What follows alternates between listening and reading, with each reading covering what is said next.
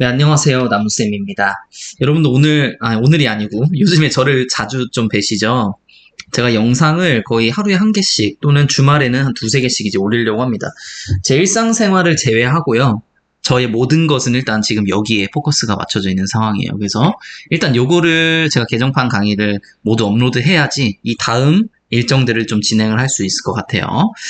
그래서 여기에 최선을 다한다는 점 여러분들 알고 믿고 봐주시면 될 것 같아요. 자, 한번 진행해 볼게요. 오늘 배워볼 부분은 이 시드름 병의 종류입니다. 시드름 병. 말 그대로 시들시들해져요, 나무가. 한번 읽어볼게요. 시드름 병에는 대부분의 병원균이 수목 내부에 증식하여 물관에 피해를 주어 물과 영양분의 이동을 방해하고 전체적으로 수세가 약해져 잎이 마르고 잎이 죽은 상태로 계속 매달려 있는 등의 피해 증상을 보이는 것이 공통적인 특성입니다. 자, 이렇게 얘기했는데, 자, 이 시드름 병해 같은 경우엔 병원성이 셀까요? 약할까요? 병원성은 약한 편입니다. 왜 약한지 말씀드릴게요. 약한 이유는 바로 이것 때문에 그래요. 물관을 가해야 하는 병이기 때문에 그렇습니다. 자, 여러분들이 이제 좀 아셔야 될 게 이런 질문들이 굉장히 많아요. 물과 영양분들과 뭐 호르몬과 뭐 지질 이런 것의 이동에 대한 부분이 굉장히 많은데 여러분들 체계를 정확하게 잡고 가셔야 됩니다. 자, 이렇게 나무 줄기가 있고 여기 토양이 있어요. 이 가운데에는 뭐가 지나가죠? 심재가 있고 변재가 있잖아요. 그렇죠? 최근에 만들어진 우리 목부 조직을 변재라고 하고 만들어진 지 오래돼서 죽어있는 조직을 심재라고 하잖아요. 거기에는 뭐가 있냐? 이제 물관이 이렇게 있습니다. 우리 피자식물에서는 도관이라고 불리는 여기서는 물과 그리고 무기영양소들이 일로 다녀요. 자, 그 다음에 잎에서 만들어진 탄수화물 이 단위는 뭐가 있습니까? 이 수피 쪽에 붙어가지고 그쵸, 이게 체관이 있죠. 체관. 사부가 있습니다. 사부 조직이 있습니다. 사부 조직에서는 뭐가 이동하죠? 탄수화물과 각종 영양분들이 이동을 합니다. 영양분들이 이동해요. 지금 이 시드림병해 같은 경우에는 어디를 가해야 하는 거냐? 바로 이 가운데 있는 이 목부 조직. 이 목부 조직을 가해야 하는 병이거든요. 근데 이 목부 조직을 가해야 하는 것보다 이 사부 조직을 가해야 하는 게 훨씬 더 셉니다. 사부 조직 가해하는 이 대표적인 예가 파이토플라즈마. 파이토플라즈마는 전신병해로 이 사부를, 이 체관을 가해야 하잖아요. 그쵸? 그래서 파이토플라즈마에 걸리면은 1, 2년 내에는 거의 무조건 고사한다. 그냥 거의 무조건 고사한다고 보시면 되는 거예요. 근데 그렇게 이제 강력한 이제 병원성이 달라지게 되는데 그게 왜 그러냐 하면은 자, 이거는 영양분 이동 시스템을 여러분 좀 알고 계셔야 돼요. 지금 이 물관과 도관을 통해서 물과 무기영양분들이 이렇게 올라옵니다. 올라오다가 얘네를 필요로 하는 얘들이 생겨요. 예를 들어서 가지가 이렇게 생긴다고 봅시다. 가지가 생기면은 얘네가 이 사부로 횡적 이동을 합니다. 물이 이동할 수도 있고 무기영양소가 이동할 수도 있는데 대부분 이 무기영양소가 이동을 한다고 보시면 되세요. 이제 무기영양소가 이동을 합니다. 무기영양소가 이동을 해서 이제 여기에 뭐 구성원소가 되든 아니면은 여기에 부족한 결핍 원소를 얘가 재분배해서 채워주든 이런 식으로 해서 영양분의 재분배가 일어난단 말이에요. 근데 이 재분배가 일어나는 거를 제외하고는 이 물관에서는 이게 어디로 가죠? 지금 쭉 가서 증산되죠. 증산작용에 쓰이게 됩니다. 이 물들은 증산작용, 잎의 기공을 통해서 수증기로 나가는 이 증산작용으로 여러분들이 쓰이고 있다는 거예요. 이렇게 횡적 이동을 하는 것을 하면은, 그쵸? 그리고 이 물관에 피해를 준다는 것은요, 물관은 도관이 엄청나게 많습니다. 도관이 엄청나게 많아서, 예를 들어서, 얘네 두 놈이 죽고, 이 한 놈만 살아있어도, 이 한 놈으로 어느 정도 커버가 가능하다는 거예요. 어느 정도까지는. 그래서 살아있을 수는 있다. 그래서 병원성이 어떻다? 약하다. 대신 이 체관 같은 경우는 제가 이렇게 크게 그려놨지만 사실은 거의 수피에 붙어있을 정도로 굉장히 얇은 층이에요. 이 얇은 층을 가해야 하다 보니까 여기를 막아버리면 어떻게 될까요? 그러면은 식물 살지 못하죠. 식물의 이런 영양분들이 재분배 또는 이동하지 못하기 때문에 이렇게 죽어버리게 되는 겁니다. 그래서 이런 부분들도 있습니다. 여러분들 잘 알고 가시고 이런 체계를 어느 정도, 사실 이런 체계가 많이 밝혀진 것도 없어요. 네. 많이 밝혀지지도 않았고, 저도 지금 이렇게 대략적으로 말씀드렸지만 여기서 조금만 더 파고든다고 해도 지금 현재 연구도 진행되지 않은 미지의 영역인 경우가 굉장히 많습니다. 이 나무 같은 경우에는요. 사람 같은 경우에는 이제 표본도 많고 사람들이 워낙 사람에 관심이 많기 때문에 그런데 이 식물 같은 경우에 사실 관심이 좀 적다고 보시는 게 맞아요. 사람들이. 생물 중에서도.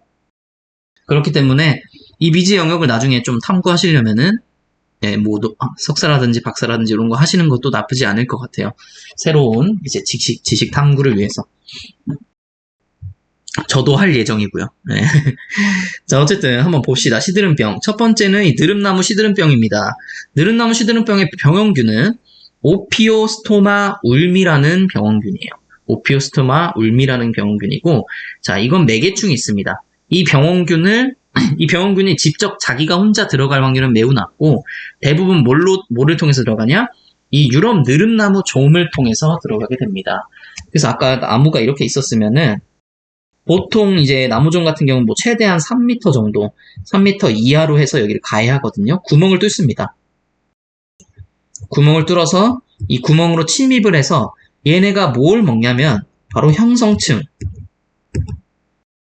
그리고 목재를 먹어요.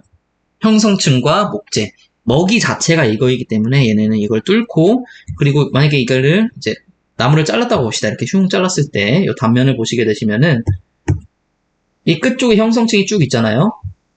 이 형성층을 한 바퀴 다 갉아먹으면 어떻게 됩니까? 나무는 100% 죽게 됩니다.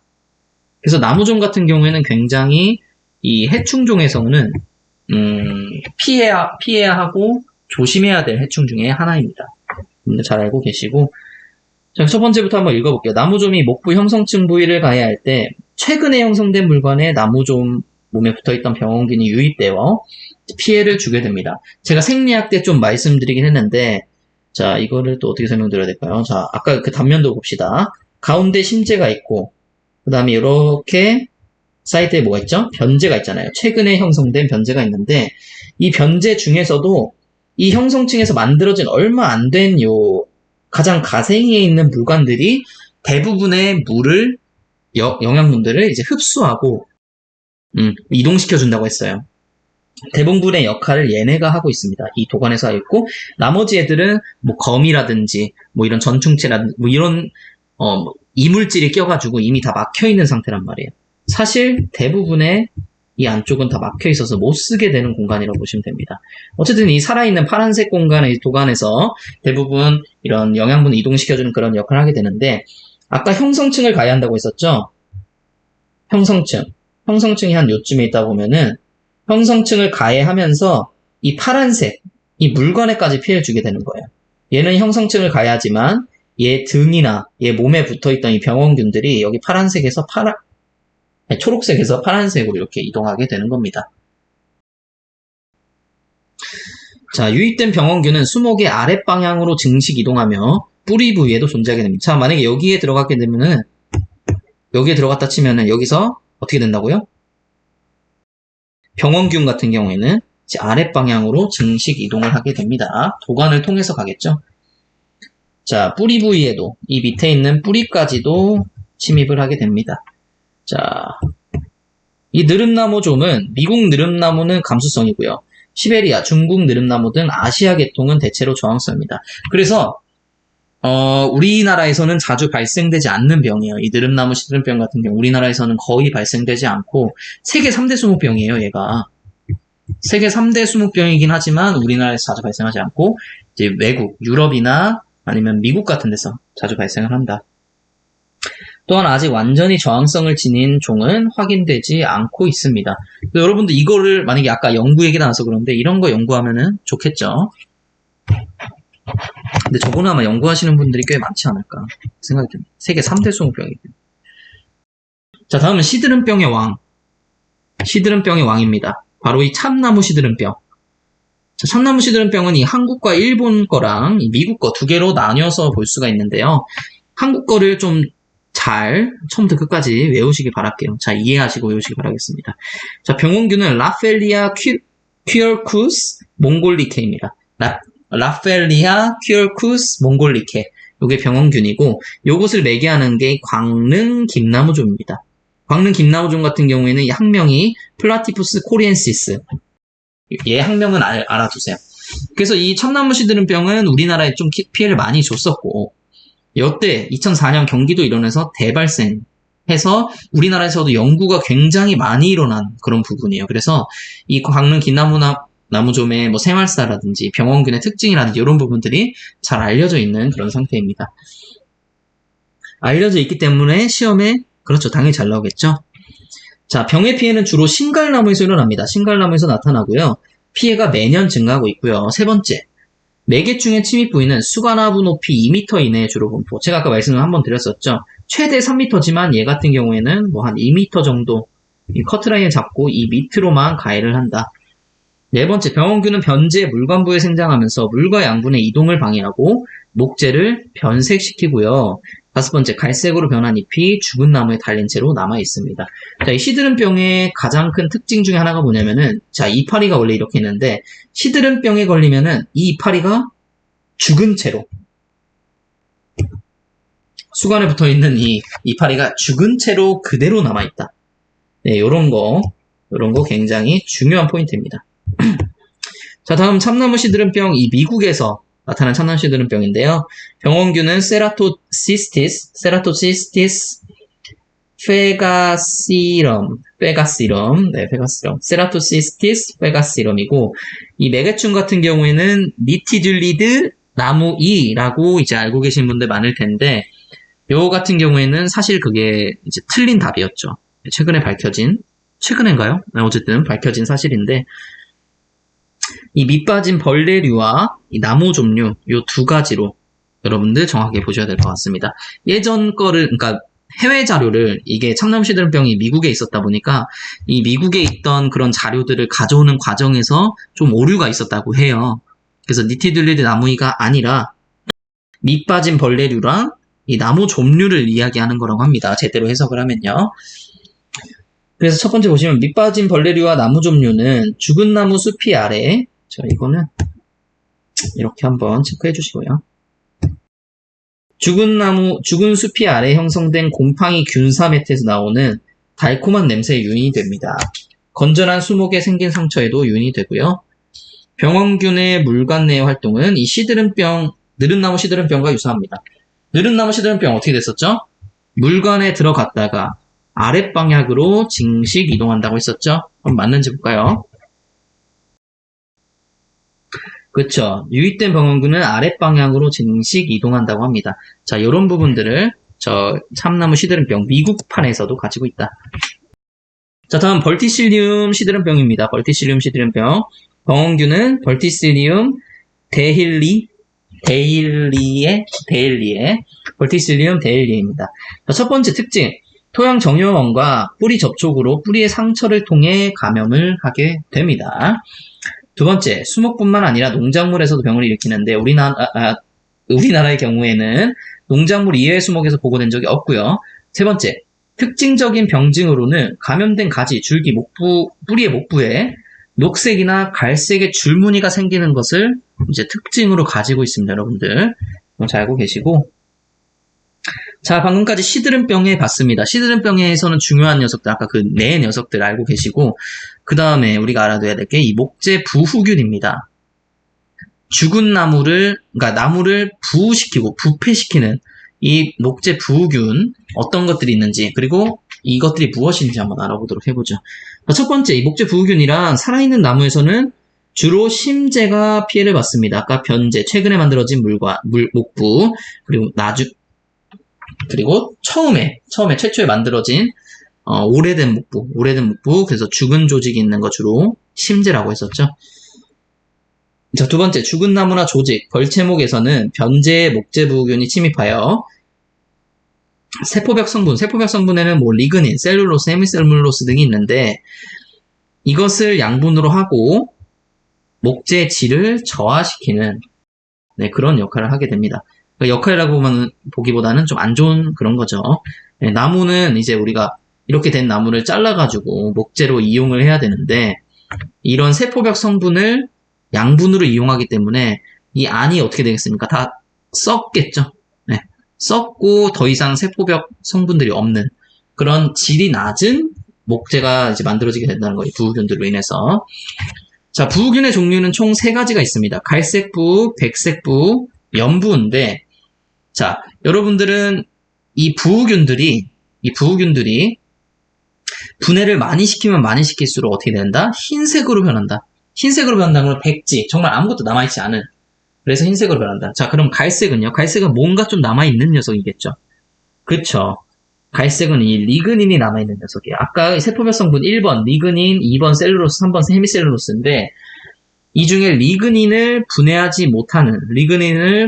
하는 요 녀석이 갈색 부우균입니다. 나머지 셀룰로스, 헤미셀룰로스는 분해하고 리그닌은 분해되지 않는다. 주로 침엽수에 발생을 하게 됩니다. 침엽수. 그러니까 침엽수 같은 경우에는 이 갈색 부우균의 영향을 자주 받는다. 그리고 이 병원균 같은 경우에는 담자균입니다. 담자균에 속합니다. 한 백색 부우균은 모두 다 분해시키는 거고 얘는 화렵수에 발생을 하게 되고요. 리그닌 헤미셀룰로스를 먼저 분해하는 경우와 모든 성분을 동시에 분해하는 경우가 이렇게 또 나뉘어져 있습니다. 다 분해하긴 하는데 누굴 먼저 분해하는지 아니면 동시에 분해하는지 이렇게 따라 나뉘어지고 병원균은 이 담자균이고요. 자, 다음은 연부입니다. 연부 같은 경우에는 유일하게 잔항균이에요. 자, 이런 부분들 당연히 외우셔야 되겠죠. 자, 연부 같은 경우는 잔항균이고 언제 발생이 좀 심하냐? 목재의 함수율이 높은 상태에서 발생을 하게 됩니다. 목재의 수분량이, 이 물량이 많게 되면은 물을 많이 머금고 있는 목재 같은 경우에는 이 연부가 많이 발생을 한다는 거예요. 그래서 표면은 연해지고 암갈색으로 변하지만 내부는 건전 상태를 유지하고 있다. 자, 이런 것 특징도 잘 알고 계셔야 됩니다. 자, 예를 들어서 이렇게 있다고 보시면은 여기까지는 연해요. 여기까지 연한데 여기는 어떠다? 건전합니다. 네.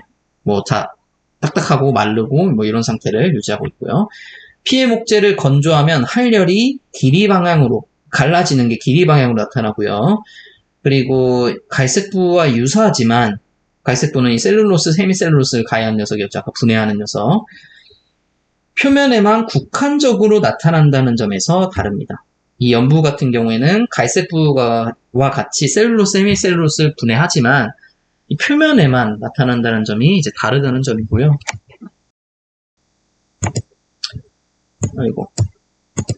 자, 부우균을 봤으니 이번에는 목재의 색깔을 변하게 하는 이 목재 변색균의 특징과 종류에 대해서 한번 보도록 하겠습니다. 먼저 목재 부우균과는 달리 목재 강도에는 영향을 미치지 않습니다. 아까 이 부우균 같은 경우에는 세포벽 성분을 분해하기 때문에 이 목재 강도에 당연히 영향을 미치죠. 목재 강도를 낮추겠죠. 하지만 이 변색균은 그게 아니라는 거죠. 자, 변색균에는 어떤 종류가 있는지 한번 보겠습니다. 첫 번째 페니실리움, 그 다음에 에스피라길러스, 그 다음에 푸사리움, 그 다음에 리조푸스. 페니실리움 푸른 곰팡이, 이 에스피라길러스 에스피라길러스 무슨 곰팡이였죠 이게? 그렇죠. 누룩곰팡이, 푸사리움이랑 리조푸스 이런 애들은 있고. 자, 그래서 한번 보시게 되시면은 페니실리움 녹색이랑 누런색으로 변색을 시키고 에스피라길러스는 검은색이나 녹색으로 변색을 시키고요. 푸사리움은 붉은색. 이 푸사리움 같은 경우에는 그 병원균 우전병에도 있었죠. 이 푸사리움 속이. 굉장히 강하다. 강하면은 강인함을 나타내는 이 빨간색. 그래서 빨간색, 붉은색을 보시고. 자, 리조푸스는 회색. 리조푸스는 이제 회색이라고 보시면 됩니다. 자, 그 다음에 이제 청병균으로는 이런 애들이 있습니다. 청병균 같은 경우에는 침엽수 목재 방사유 조직에 침입하여 푸른색으로 병색을 시키는 것을 우리 청병균이라고 합니다. 그래서 오늘 여기까지 진행을 하고, 이 다음부터 이 세균에 대해서 한번 배워보도록 하죠. 세균이랑, 자, 보시면은, 세균병해가 많네요. 세균병해만 해야 되겠네요. 다음 시간에는. 다음 시간에 세균병해 들어가 보도록 하겠습니다. 자, 오늘도 제 강의를 들어주셔서 정말 감사합니다.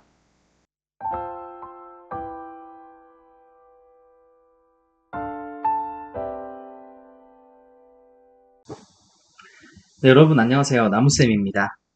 자, 오늘 배워볼 내용은 이 세균에 대한 병해입니다. 세균.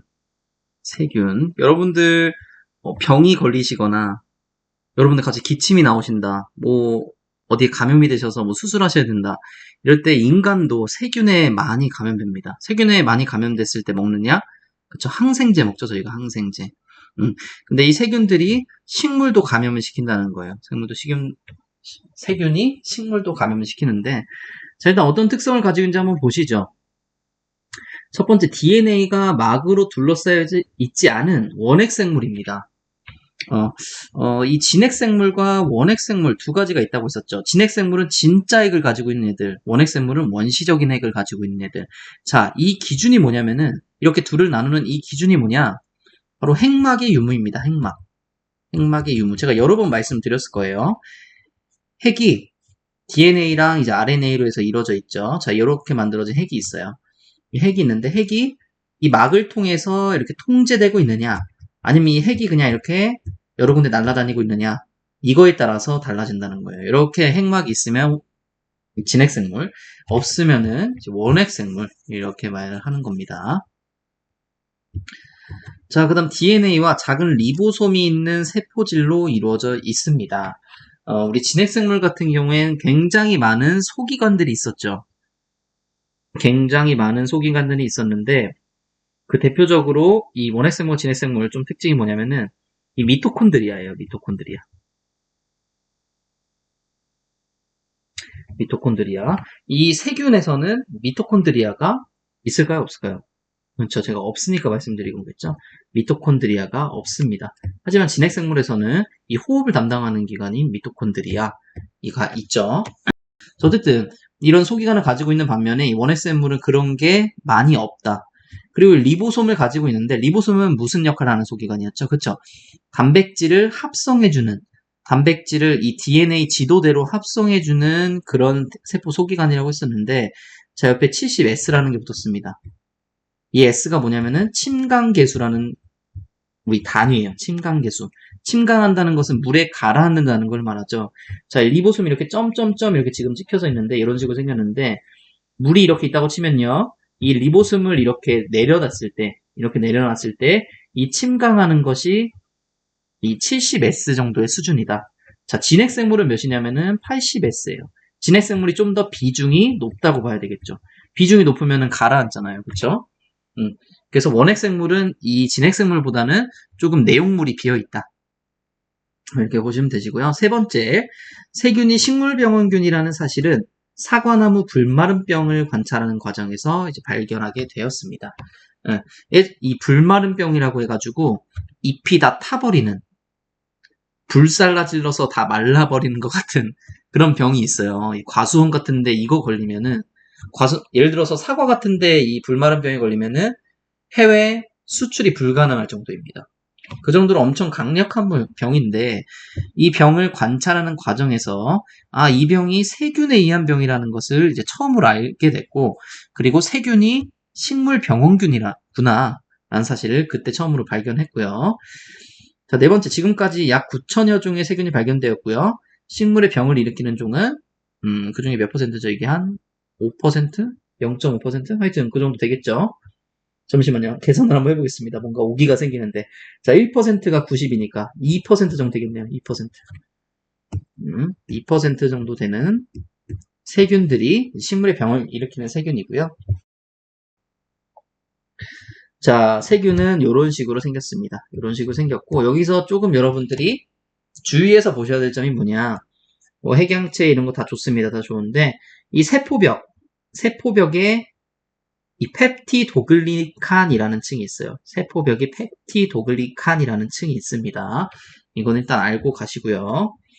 자, 그 다음에 이런 것들 한번 보시길 바랄게요.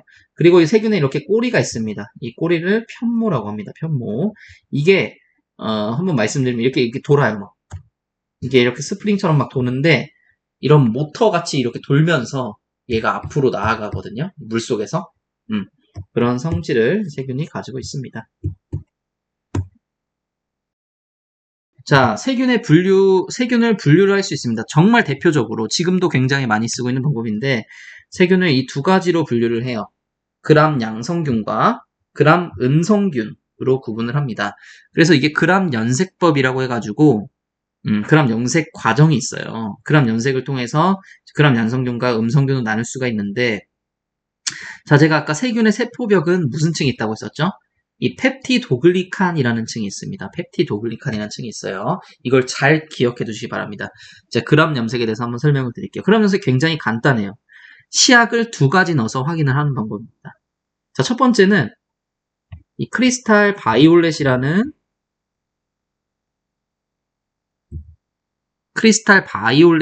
시약을 이 아이오딘 용액에 빠뜨려놔요. 1분 동안.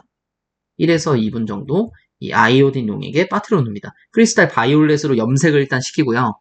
그 다음에 이 아이오딘에 한 1, 2분 정도 이걸 고정시킨다고 하거든요. 고정을 시킵니다. 그 다음에 이거를 닦아내요. 뭘로 닦아내냐면은 이 에탄올로 닦아냅니다. 이 에탄올로 닦아냅니다. 자, 에탄올로 닦아놓으면 어떻게 됐겠어요? 이 크리스탈 바이올렛이 없어지겠죠. 근데 요게 안 없어지는 녀석들이 있어요. 에탄올로 씻었는데 안 없어지는 녀석. 그게 누구냐면은 그 녀석들이 바로 그람 양성균이라는 거예요. 이 그람 양성균은 제가 그냥 이렇게 그려볼게요. 이렇게 엄청 차이나게 한번 그려볼게요. 굉장히 이렇게 두터운 펩티도글리칸 층을 가지고 있어서 이렇게 크리스탈 바이올렛으로 이렇게 염색을 하잖아요. 이렇게 염색을 합니다. 염색을 해서 에탄올을 아무리 발라도 얘네가 없어지질 않는 거예요. 이 세포벽에 이 펩티도글리칸이라는 층이 두꺼워서 모두 다 염색이 됐기 때문에 이 에탄올로도 얘네가 씻겨나가지를 않는다는 겁니다. 자, 그리고 이 에탄올로 씻겨나간 애들 마지막으로 무슨 용액으로 다시 염색을 하냐면은 자, 바로 사프라닌입니다. 사프라닌 여기 적어놨었죠. 여러분들 이거 크리스탈 바이올렛 여기 꼭 적어두셔야 됩니다. 이렇게 여기다가 적어주세요. 크리스탈 바이올렛을 이 아이오딘 용액에 1, 2분 정도 고정을 시킵니다. 오케이.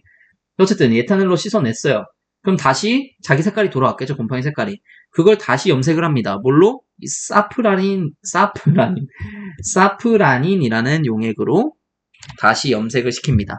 다시 염색을 시켜서 이 사프라닌 색으로 염색이 됐다. 이게 붉은색 계열이거든요. 이게 보라색 계열이고 이게 붉은색 계열로 염색이 됐다 하면은 그람 음성균입니다.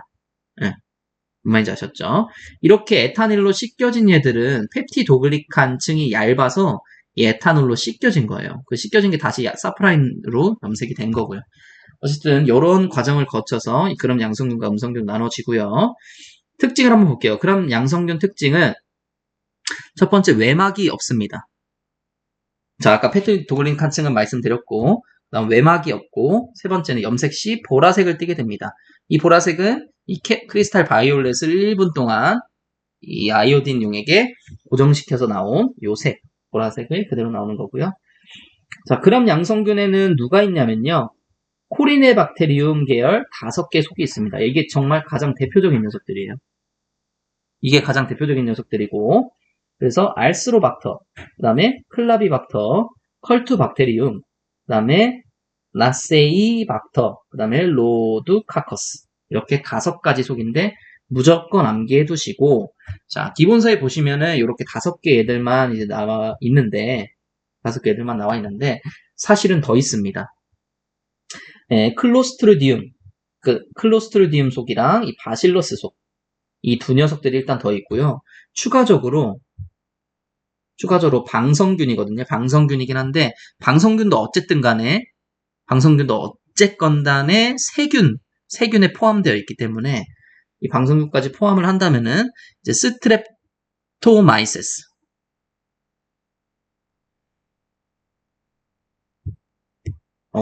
네. 제 영어를 별로 안 좋아합니다. 네. 스트랩토마이세스 이 방성균에서 가장 큰 속입니다. 스트랩토마이세스 속까지 여러분들 알아가시기 바랍니다. 이렇게까지가 뭐라고요? 그람 양성균입니다. 그람 양성균. 대부분 이 5개가 대표적이고 이 클로스트리디움이랑 바실러스 속 같은 경우에는 크게 영향을 주지 않는 균이어서 뭐 빼신 것 같아요. 저도 그래서 전에 리뉴얼 버전에서 뺐었고 하지만 얘네도 엄밀히 보자면은 그람 양성균이 맞기 때문에 그리고 식물 병균 중에 그람 양성균도 맞기 때문에 안 없습니다. 스트립토마이세스 속까지. 자, 다음 그람 음성균 보시죠. 도글리칸층이 얇아서 이 에탄올로 씻겨내면 씻겨내지고 그 다음에 사프라닌으로 염색해서 붉은색을 뜬다고 했었죠. 얘는 이 양성균과 반대로 또 외막은 있습니다. 외막이 있고. 자, 그리고 대부분의 이제 식물 병원균이 다 이 음성이에요. 그람 음성균입니다. 대부분의 균들이 그람 음성균에 속한다.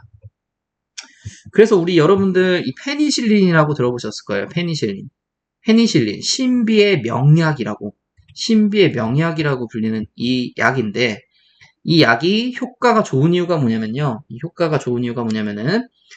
이 펩티도글리칸의 합성을 저해하는 기작을 가지고 있어요.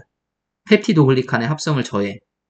그렇기 때문에 어쨌든 그럼 양성균이건 음성균이건 펩티도글리칸을 가지고 있잖아요. 특히 양성균에는 효과가 크고요. 예, 그렇기 때문에 모든 세균에 효과가 있는 거예요. 모든 세균에 효과가 있는 이 페니실린. 그래서 신비의 명약이라고 불리고 있습니다. 자, 다음 세포의 형태와 증식에 대해서 한번 보죠. 세균의 형태, 죄송합니다. 세균의 형태와 증식. 세균의 세포벽은 대부분 점성이 있는 끈끈한 물질로 덮여 있고요. 두께가 얇고 확산하여 있으면 점질층, 두껍고 세포 주위의 한계가 명확하면 현막이라고 하고, 자, 이 세포벽, 이 부분이 좀 중요한데요. 이제 세균의 이 세포벽에서 양분 흡수와 대사 부산물 소화효소 및 기타 물질의 분비를 조절하고 있습니다. 양분 흡수도 이 세포벽으로 하고요. 그리고 이제 다른 물질을 분해해서, 어쨌든 다른 물질 양분을 흡수하려면 다른 물질을 분해해야 되잖아요. 세균이 흡수하게 되려면은. 그런 효소들의 분비도 이 세포벽에서 하게 된다. 자, 그리고 세포벽 안에 있는 세포막은 물질의 선택적 투과성을 가지고, 이거는 뭐 인간이든 식물이든 같죠. 다음 세균은 이분법으로 증식하는데 어떤 식으로 증식하는지 한번 보시죠. 자, 이런 식으로 돌아갑니다. 이런 식으로 돌아가는데, 첫 번째 이렇게 세균이 있어요. 세균이 있고 이 안에 뭐가 있죠? 그쵸, 핵이 있죠. 핵이 있는데 핵막이 없는 핵이 이렇게 두둥실 떠다니고 있어요. 이 핵을 먼저 복사를 합니다. 염색체를 복사를 해요. 그래서 이렇게 두 개가 됐죠, 지금. 메비우스의 띠 같은 거. 자, 여기 가운데 또 뭐가 생기냐면은 이런 식으로 이제 경막이 생기려고 합니다. 가운데 막이 하나가 생기려고요. 얘네가 없어지면서 분열되면서 결국엔 막이 하나 생겨요. 경막이 생기고 이게 이제 막이 아니라 아예 벽이 됩니다. 세포벽으로 이렇게 나뉘게 되면서 굉장히 간단하죠? 세포벽이 이제 복제가 되고요. 복제된 게 나누어지면서 막이 생기고 막이 생기면서 이 막이 두터워지면서 세포벽이 되면서 이렇게 두동강이 난다. 이게 세균 이분법의 과정이고요. 자, 세균의 생태 및 전반에 대해서 보시면은 세균은 기주식물에 옮겨지기 전에는 주로 병든 식물체의 잔재물이나 흙 속의 유기물을 이용하여 부생적으로 살아가게 됩니다. 부생적이라는 것은 그렇죠. 이제 살아있는 생물이 아니고 죽어있는 생물에 붙어서 살게 됩니다. 잠시만 물 좀 마실게요.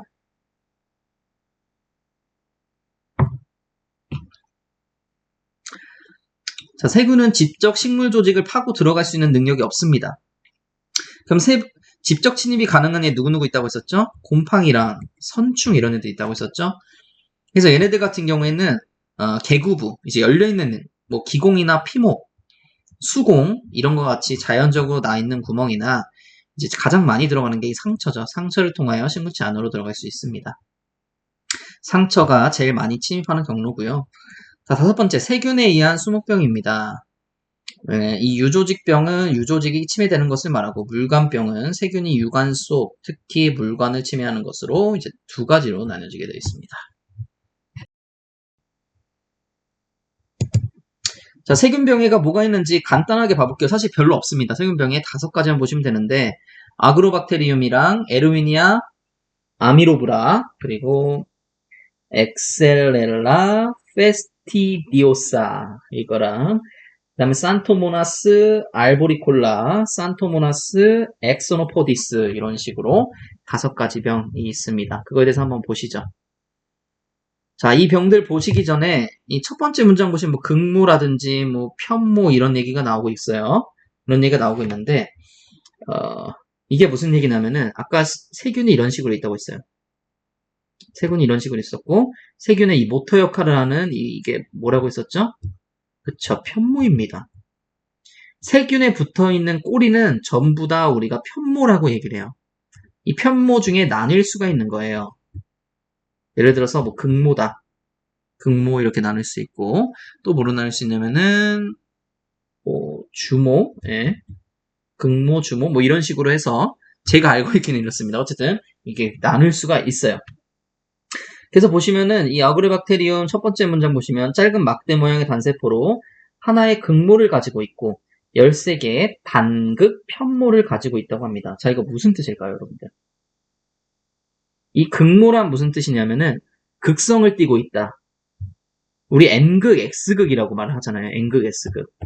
이 극이라는 말은 어떠한 방향성이 확실하게 정해져 있을 때, 양 끝으로 정해져 있을 때 이것을 우리는 극성이라고 합니다. 양 끝의 방향에서 이제 극성이거든요. 극모 이렇게 해서 어쨌든 간에 하나의 극모를 가지고 있다는 말은 여기든 간에 끝에 이 모를 하나 가지고 있고요.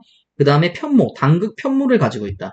그 다음에는 극모가 아니죠. 극모가 아니기 때문에 짧은 뭐 이런 식으로 편모를 가지고 있다. 예, 요렇게 생긴 얘를 이제 아그로박테리움이라고 하는 거예요.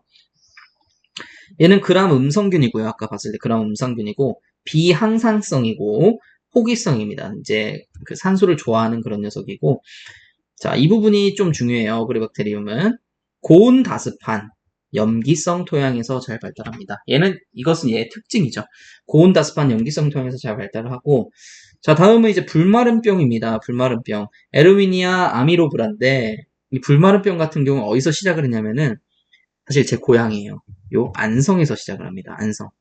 안성에서 어느 과수원에서 시작을 하게 되는데 과수원이 완전 초토화되고요. 그때부터 사과 수출이 제한이 됐고요. 예, 굉장히 많은 일들이 벌어졌어요. 이 불마른병에 의해서 굉장히 강한 병입니다.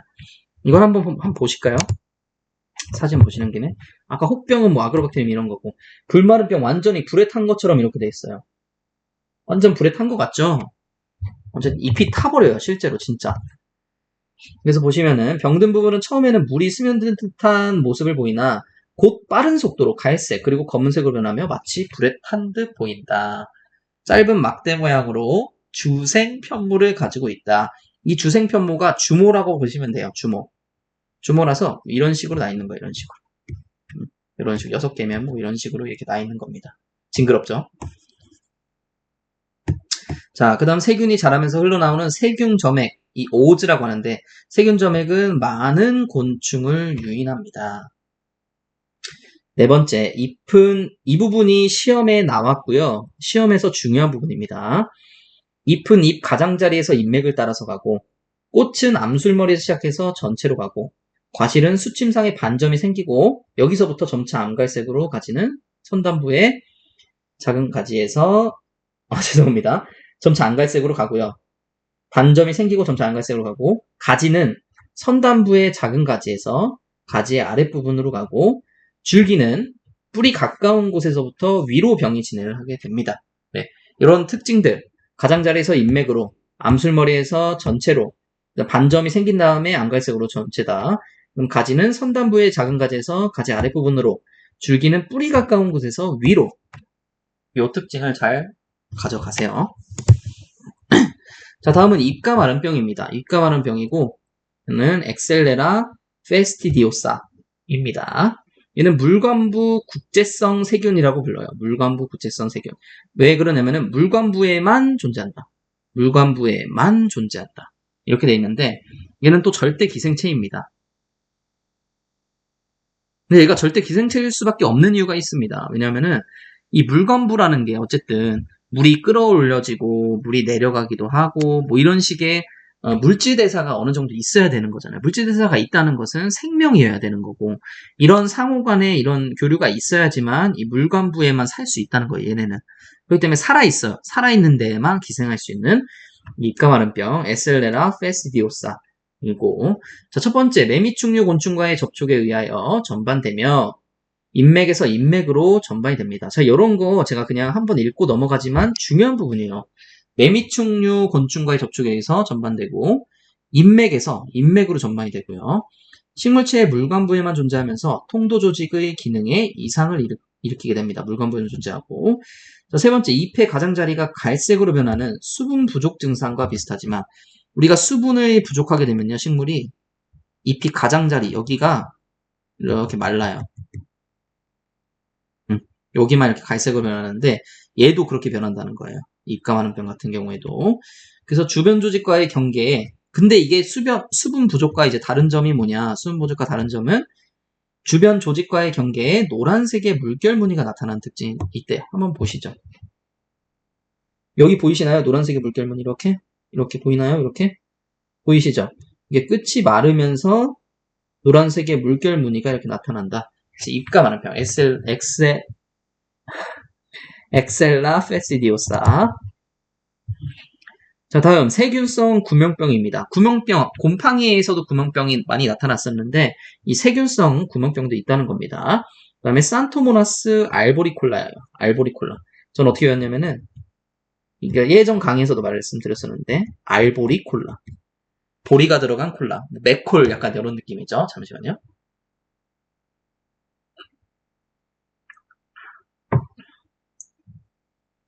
이 세균성 구명병 같은 경우에는 막대 모양의 한 개의 극모를 가진 노란색을 띠는 세균입니다. 극모란 아까 이렇게 세균이 있으면은 이쪽이든 양 끝에 방향이 있는 그쵸? 근데 한 개의 극모를 가졌다니까 이렇게 있는 거네요. 자, 얘는 그람 음성균이고 호기성균입니다. 핵과류에 발생하면 핵과류라는 그 열매를 맺는 그런 종류가 있어요. 식물의 종류. 자, 부정형 백색 병반이 나타나서 담갈색 또는 자갈색으로 변하고 병반에 구멍이 생깁니다. 자, 마지막으로 이 감귤 궤양병입니다. 감귤 궤양병은 산토모나스 엑소노포디스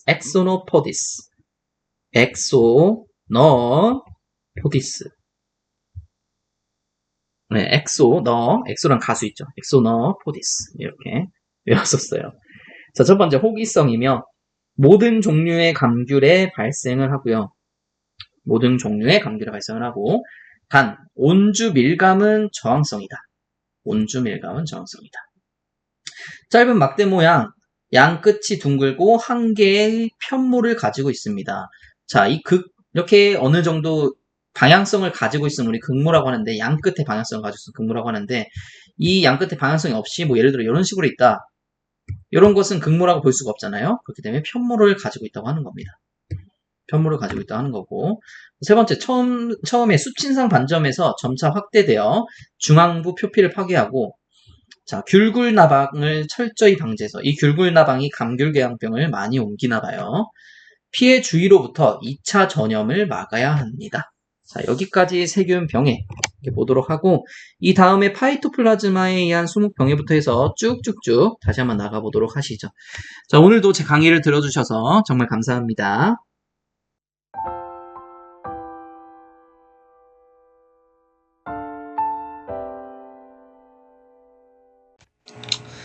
네, 여러분 안녕하세요. 나무쌤입니다. 자, 저번 시간에 이어서 수목병에 바로 한번 들어가 보도록 할게요.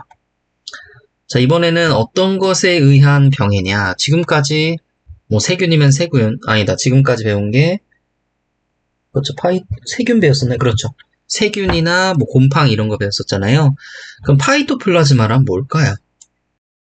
파이토플라즈마. 처음 들어보시는 분들 굉장히 많으실 거예요. 파이토플라즈마는 사실 이 마이코플라즈마에서 왔어요.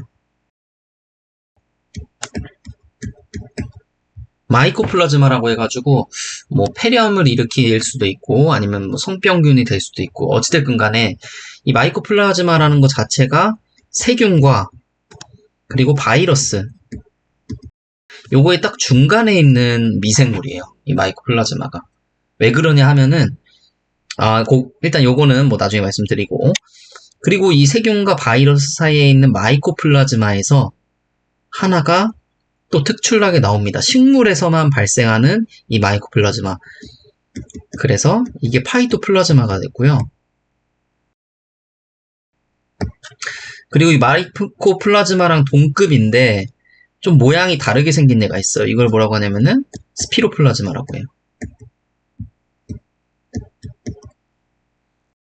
그래서 여러분들은 이 세 가지를 알고 계셔야 됩니다. 마이코플라즈마가 있고 스피로플라즈마가 있습니다. 둘 다 세균과 바이러스의 이제 중간 형태예요. 왜 중간 형태인지는 제가 바로 말씀을 드릴게요.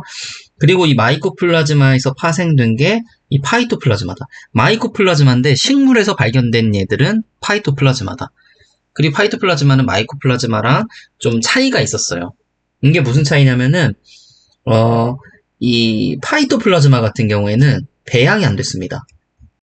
배양. 우리가 어떤 이런 통에다가 배양액을 넣습니다. 배양액을 넣고 이 배양액 안에는 어떤 미생물들 같은 애들이 살 수 있는 영양분이 들어가 있어요. 그러면은 이 배양액에다가 그 미생물들만 넣어줘요. 미생물들 넣으면은 그 미생물들이 자라가지고 우리가 관찰을 할 수 있어야 돼요. 여기서 이제 관찰행위가 일어나거든요. 관찰행위가 이제 일어나고 뭐 연구를 한다든지 이렇게 진행이 되는 건데 이 파이토플라즈마 같은 경우에는 마이코플라즈마는 배양이 되는데 파이토플라즈마는 배양이 안 돼요. 네, 이런 특징을 가지고 있어서 이 마이코플라즈마에서 떨어져 나온 녀석입니다. 파이토플라즈마는요. 자, 어쨌든 그런 부분들이 있고 자, 바로 한번 들어가 보도록 해볼게요. 이 파이토플라즈마에 대해서요. 왜 파이토플라즈마는 세균과 바이러스의 중간 단계에 있는가? 자, 먼저 파이토플라즈마. 얘는 어디 강이냐면은 이 몰리큐트 강입니다. 아까 그 세균과 바이러스 사이에 있는 그 얘들은 몰리큐트 강이라고 해요. 자, 이 강의 특징이 뭐냐면은 세포벽을 갖지 않아요. 세포벽을 갖지 않고 일종의 원형질막으로만 둘러싸인 세포질이 있습니다. 자, 세균 세포벽 있나요? 없나요? 세포벽 있고 곰팡이 세포벽 있나요? 세포벽 있죠. 세포벽은 다 있어요. 세포벽은 형태를 유지하기 위해 다 있는데 얘 같은 경우에는 세포벽이 없어서 이런 식으로 생긴 거예요. 부정형으로. 완전히 이게 형태가 맞나 안 맞나 싶을 정도로 이런 식으로 흐늘흐늘 이제 떠다닙니다. 세포벽이 없습니다. 그래서 이 세포질만을 가지고 있는 이런 특징을 가지고 있고요. 여기 안에는 리보솜, 단백질 합성하는 소기관, 그리고 핵물질 가닥이 존재합니다. 어쨌든 얘도 이제 미생물이라고 보는 이유가 핵물질이 있어서요. DNA, RNA가 있어서. 그래서 염색체 DNA 크기는 다양합니다. 네, 뭐 이렇게 생긴 애들은 뭐 클 수도 있고 이렇게 생긴 애들은 작을 수도 있고. 자, 얘 같은 경우는 어떻게 관찰을 하냐면요. DAPI 형광현미경 기법으로 관찰을 많이 합니다. 그래서 이 DAPI라는 물질을 여기에 염색약으로 써요. 이제 형광염색을 이제 합니다. 그러면 형광색으로 이제 보이거든요. 예, 이 파이토플라즈마가 형광색으로 보이거든요. 그래서 그거를 이제 관찰을 하는 겁니다. 이 형광염색소가 파이토플라즈마의 DNA와 결합해서 형광색을 내게 됩니다. 파이토플라즈마 사진이고요. 자, 그리고 스피로플라즈마를 포함하지 않습니다. 제가 아까 말씀드렸죠. 이 마이코플라즈마랑 스피로플라즈마 이 두 녀석이 있는데 마이코플라즈마 쪽에 속한다고요. 이 파이토플라즈마는요. 스피로플라즈마는 또 다른 녀석입니다. 파이토플라즈마는 흡증성 곤충, 접목, 새삼에 의해서 전염되는데 대부분 우리가 잘 아는 유명한 병 같은 경우에는 이 흡증성 곤충에 의해서 많이 발생하게 됩니다. 자, 그리고 좀 중요한 부분 나왔네요. 식물의 체관을 통해 이동하는 전신성 병해입니다. 제가 저번 시간에 말씀드렸죠. 물관에 의한 피해와 이 체관으로 들어간 녀석들이 있어요. 물관으로 들어간 녀석들, 체관으로 들어간 녀석들이 있는데 이 물관 같은 경우에 피해가 좀 덜하다고 했고 체관 같은 경우에는 직접적으로 이제 재분배를 하는 그런 운반 이제 통로가 되기 때문에 체관 같은 경우에 영양분의 운반 통로가 되기 때문에 여기로 뭔가 미생물이 침범하게 되면 피해가 굉장히 크다. 그리고 그래서 요 파이토플라즈마는 피해가 크고 전신성 병입니다. 전체적으로 다 발생하는 병이고요. 성숙한 식물보다는 어린 식물을 흡집하였을 때 훨씬 보독이 잘 된다고 합니다. 자, 보독이 무슨 뜻일까요? 말 그대로 독을 보유하고 있는 뜻이에요. 독을 보유하고 있을 수 있어요. 예를 들어서 이 흡집성 곤충이 어린 식물한테 가게 돼서 이제 흡집을 하게 되잖아요. 그럼 훨씬 이 독을 보유하는 게 훨씬 더 잘 된다는 거예요. 이제 이 성숙한 식물보다는.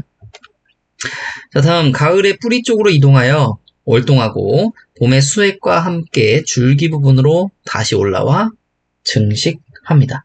가을에 뿌리 쪽으로 이동하고요. 그리고 봄에 다시 줄기로 올라와서 증식하게 됩니다. 자, 파이토플라즈마에 의한 병인데요.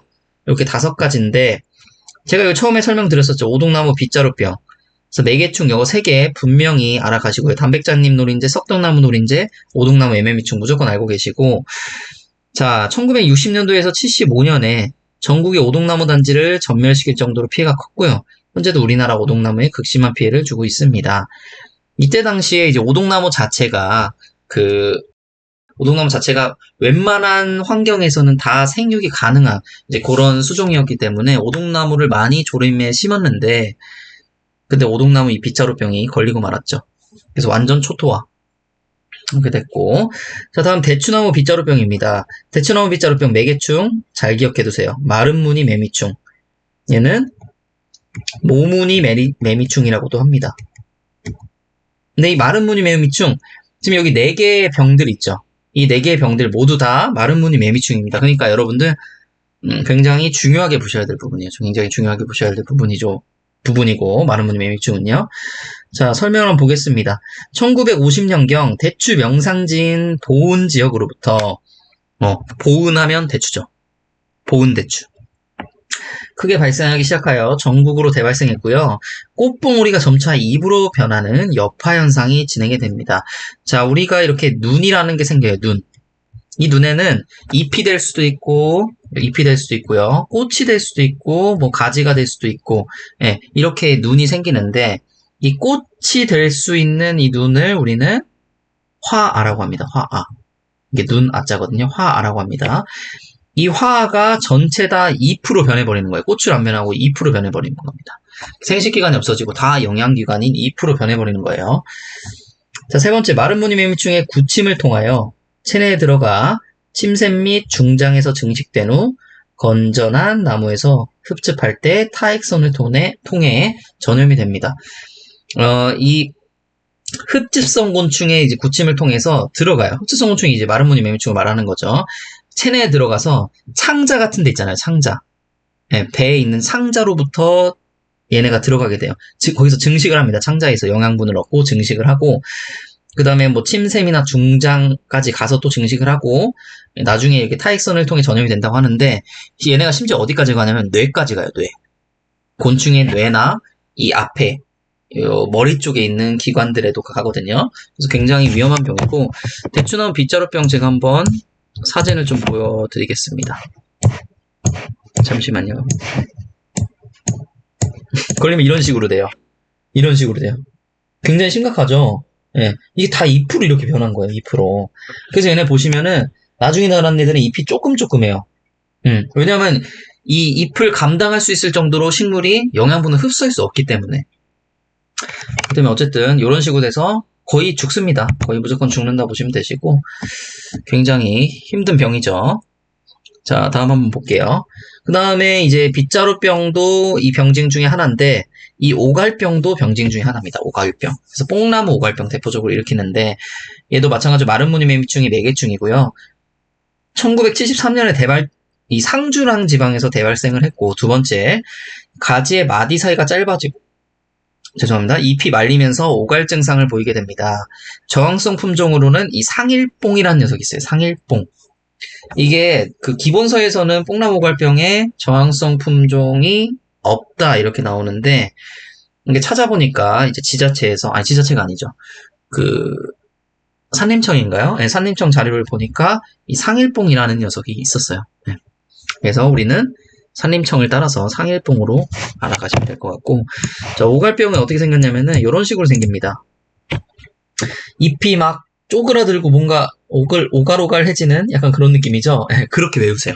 오갈오갈. 잎이 오갈오갈해진다. 그래서 오갈병 이런 식으로 생겨. 이거는 이제 그 매화나무에서 발생한 오갈병입니다. 자, 다음 분나무 빗자루병인데요. 마찬가지로 얘도 마른무늬 매미충이고 1973년 전북지방에서 발견되고 현재도 발병된다. 자, 지금 앞에 보이시는 1973년 요런 얘기 있죠. 이게 제가 저번 시간에도 말씀드렸지만 시험에 나옵니다. 그렇기 때문에 이렇게 콕 집어서 외워야 될 거는 콕 집어서 외워주셔야 돼요. 1970년도쯤이었는데 이렇게 외우시면 안 되고 1973년 전북지방 여기까지 외우셔야 됩니다. 자, 다음 전염성 병이기 때문에 접수나 삽수는 반드시 무병주에서 채취해야 한다. 이 접목을 하거나 삽목을 했을 때 쓰이는 그 가지가 우린 접수, 삽수라고 하거든요. 요 녀석들을 채취할 때 병이 없는 데에서 채취를 해야지 그 다음에 접수하거나 이제 접목을 하거나 삽목을 했을 때 걔도 이제 병이 안 일어난다는 거예요. 자, 마지막으로 쥐똥나무 빗자루병, 얘도 마른무늬 매미충이고 1980년도 초에 전북지방 왕쥐똥나무에서 처음 발견됐고 발병은 심하지 않은 편입니다. 자, 다음 스피로플라즈마인데요. 스피로플라즈마는 이 파이토플라즈마와는 달리 인공배제에서 배양할 수 있습니다. 아까 파이토플라즈마는 이 마이코플라즈마랑 차이점이 이 인공배지에서 배양할 수 없다는 가장 큰 차이점이 있었죠. 그런 차이점이 있었고, 자, 분열범으로 증식하고요. 세포벽은 없고 단위막으로 둘러싸여 있고 편모는 없습니다. 자, 이 부분 중요한데 페니실린의 저항성, 테트라사이클린의 감수성입니다. 자, 제가 테트라사이클린까지는 사실 지금 기작을 명확하게 알진 못하지만 이 페니실린, 여러분 제가 저번 시간에 말씀드렸었죠. 페니실린의 기작이 뭐였죠? 병원균을 죽이는 기작. 자, 바로 이 세포벽 성분인 뭐라고 했습니까? 그렇죠. 죄송합니다. 세균에 있는 세균의 세포벽 성분인 그쵸.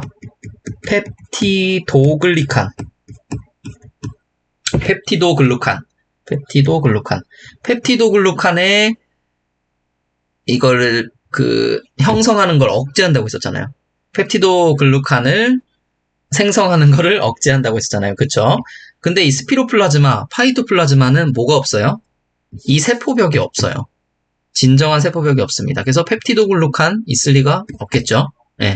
그렇기 때문에 페니실린 효과가 당연히 없겠죠. 그래서 페니실린의 저항성이라고 하는 거고, 테트라사이클린은 이제 감수성입니다. 자, 그리고 아직 스피로플라즈마로 인한 식물병은 보고된 것이 없다고 하네요. 자, 다음은 225페이지입니다. 225페이지고요. 자, 여러분들 225페이지 바로 보시길 바랄게요. 자, 선충에 의한 수목병입니다. 선충에 의한 수목병에 선충은 이렇게 선형으로 생겼어요. 네. 그래서 이 선형동물이라고 합니다. 선형 미소동물. 자, 이렇게 선형으로 생겼고, 자, 여기서 선충은 사실 좀 어렵습니다. 선충은 공부할 내용이 선충으로만 들어가면 굉장히 많아요. 그리고 선충은 요즘에 굉장히 발달이 활발한 그런 좀 핫이슈적인 그런 생물이고, 왜냐하면 이게 사람이랑 좀 비슷한 점이 있다고 하네요. 사람이랑 좀 비슷한 점이 있어서 얘네로 많이 연구를 한다고 해요. 우리가 그 실험용 쥐를 사용하듯이 이 선충을 많이 사용한다고 합니다. 어쨌든 우리는 이 선충에 의한 이 수목병해를 보기 위한 거니까 대략적으로만 알고 가시죠. 자, 이게 선충의 이게 수컷이고요. 요게 암컷입니다. 선충은 이런 식으로 생겼는데, 자, 바로 설명을 좀 먼저 읽을게요. 실과 같다 해서 이 선충이라고 하고요. 일반적으로 암수 딴몸이지만 암수 한몸인 정도 있다. 암수 딴몸이지만 암수가 따로 이렇게 암컷이 있고 수컷이 있지만 암수가 이렇게 한몸인 정도 있습니다. 또 순환계가 없어요. 순환계. 우리 순환계 뭐였죠? 심장이나 혈관 이런 애들 순환계였죠. 그리고 또 뭐가 없냐면요. 호흡계도 없습니다. 순환계도 없고 호흡계도 없습니다. 그러니까 순환계, 호흡계 둘 다 이 몸 안을 이렇게 말 그대로 이제 순환하는 그런 기관이 모인 기관계인데 이런 게 없다는 것은 얘네는 이제 흡수를 해서 곧바로 바로 뭐 배설을 하든지 바로 영양분으로 사용하든지 바로바로 이렇게 사용한다는 그런 뜻입니다. 그래서 얘네 같은 경우는 잘 발달한 소화계, 바로바로 사용을 해야 되기 때문에 소화계가 발달해 있고 배설계, 바로 싸야죠. 그 다음에 생식계, 생식작용을 또 해야 되고 그리고 움직여야 되니까 근육을 가지고 있는데 이게 독특한 점이 신경계를 가지고 있다는 점이에요. 선충은 신경계를 가지고 있습니다. 그리고 심지어 잘 발달한 신경계를 가지고 있는데 그 이유가 뭐냐면은 뭐 인간이 밟을 때 뭐 이렇게 잘 피해 다니려고 이런 건 아니고 얘네도 천적 같은 게 있을 거 아니에요. 얘네 천적들. 이 천적들을 잘 인지하고 그리고 이제 환경에 굉장히 민감하게 반응해서 얘네가 잘 살아남을 수 있게 그런 식으로 반응하기 위해서 이 신경계가 잘 발달되어 있고요. 외부는 투명한 막으로 된 이 큐티클, 이런 게 시험에 나오기 좋죠. 큐티클로 덮여 있고, 수컷은 교접자를 가지고 있는데, 교접자가 우리 인간으로 치면은 이제 남성의 성기라고 보시면 될 것 같아요. 남성의 성기. 교접자를 가지고 있고, 이 교접자를 감싸고 있는 이 교접낭이 있습니다. 교접낭이 있고, 이런 거. 한 개의 교환이 있어요. 자, 암컷은 난소가 한 개 또는 두 개가 있고, 나팔관, 수정관, 자궁질, 음문으로 이제 구성되어 있습니다. 자, 이런 것도 한 번씩 보시고요. 자, 선충의 성장과 생활사. 선충은요, 알, 유충, 성충으로 생활사가 나뉩니다. 다시 한번, 알, 유충, 성충으로 나뉩니다. 자, 곤충에는 한 가지가 더 있는 애들이 있어요. 그렇죠. 이 번데기. 곤충 중에는 이제 번데기, 유충에서 성충 갈 때 번데기가 되는 애들이 있는데, 그런 애들 완전 변태한다고 하잖아요. 근데 우리는 이렇게, 이 선충들은 알에서 유충이 됐다, 유충에서 성충으로 바로 가는 그런 생활사를 가지고 있습니다. 자, 성장은 탈피를 통하여 이루어지고요. 얘네도 탈피를 합니다. 불완전 변태하는 곤충들이랑 비슷하죠. 자, 생식기간을 제외하고는 대개 세포수가 증가하는 것이 아니라 세포의 크기가 증가하여 몸이 커지게 됩니다. 자, 이렇게 선충이 길게 있었어요. 이렇게 있던 애들이 크게 되면 어떻게 되느냐? 크게 되면 예를 들어서 크게 되면 이렇게 된다는 거예요. 이렇게. 세포의 개수는 얘도 3개, 얘도 3개 같은데 이 세포의 크기가 자라난다는 거예요. 선충은 이렇게 커진다. 선충은 이렇게 생장을 하게 된다. 자, 성충이 되면 유충보다 3배에서 10배 정도 몸이 커지고요. 대부분의 식물 선충은 1형 유충에서 성충이 되기까지 4회 탈피를 하게 됩니다. 4회 탈피. 1형 유충에서 4회 탈피하면은 뭐죠? 5형 유충이 되거든요. 5형 유충. 5형 유충에서 성충이 되는 거고요. 그리고 좀 특이한 점은 알 속에서 1차 탈피해서 2년 유충으로 나오는 겁니다. 자, 아까 알, 유충, 선충이었는데 알에서 이미 2령 유충이 되는 거. 한번 탈피를 해가지고. 자, 선충의 기생 형태와 생태. 한번 보죠. 식물 선충은 절대 활물 기생체로, 절대 활물 기생체 뭐라고 했었죠? 살아있는 생물에서만 기생할 수 있는 애들. 대부분 식물의 뿌리에 기생하고요. 소나무나 야자나무 시드름병을 일으키는 재선충은 토양선충에서 제외되게 됩니다. 이 소나무 재선충 같은 경우에는 소나무 재선충 특별법이 생길 정도로 굉장히 강력하고 피해를 많이 줬던, 네, 그런 재선충이죠. 그런 선충이죠. 네. 그리고 기생 방법에 따라서 외부에 기생하는 애, 내부에 기생하는 애, 그리고 반만 내부에 기생하고 외부에 이제 좀 있는 애, 반내부. 기생성충과 암컷성충의 운동성에 따라 이주성 및 고착성으로 구분할 수 있습니다. 식도형 구침 성충은 모두 이동성 외부 기생성충이며 구강형 구침의 성충은 기생 형태가 다르다. 자, 이런 거 알고 계시면 좋죠. 식도형 구침의 선충, 식도형 구침을 가진 선충은 모두 이동성 외부 기생성충입니다. 자, 암컷 성충의 운동성은 이동을 하는 운동성을 가지고 있고, 그 다음에 기생은 외부에서 기생하는 애들이죠. 그쵸? 그래서 이동성 외부 기생성충. 자, 발병과 병징. 선충이 분비한 침과 분비물에 의해 식물의 생리적 변화가 일어나 피해를 보게 됩니다.